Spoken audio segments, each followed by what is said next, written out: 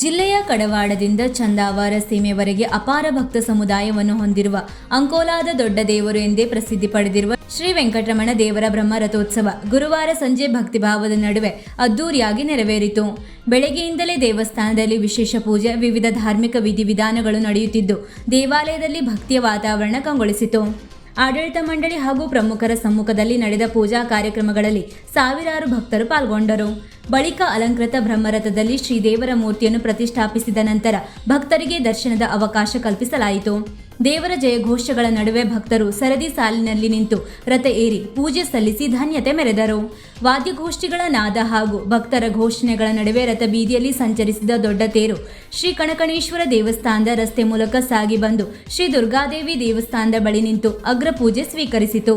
ಈ ವೇಳೆ ಭಕ್ತರು ಬಾಳೆಹಣ್ಣು, ಕಡಲೆ ಹಾಗೂ ನಾಣ್ಯಗಳನ್ನು ಅರ್ಪಿಸಿ ದೇವರ ಕೃಪೆಗೆ ಪಾತ್ರರಾದರು.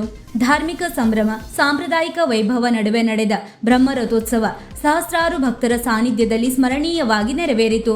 ಈ ಭವ್ಯ ಉತ್ಸವದಲ್ಲಿ ಕಾರವಾರ ಅಂಕೋಲಾ ಕ್ಷೇತ್ರದ ಶಾಸಕ ಸತೀಶ್ ಸೈಲ್ ಹಾಗೂ ಬಿಜೆಪಿ ರಾಜ್ಯ ಉಪಾಧ್ಯಕ್ಷೆ ರೂಪಾಲಿ ನಾಯ್ಕ್ ಉಪಸ್ಥಿತರಿದ್ದು ದೇವರ ದರ್ಶನವನ್ನು ಪಡೆದರು.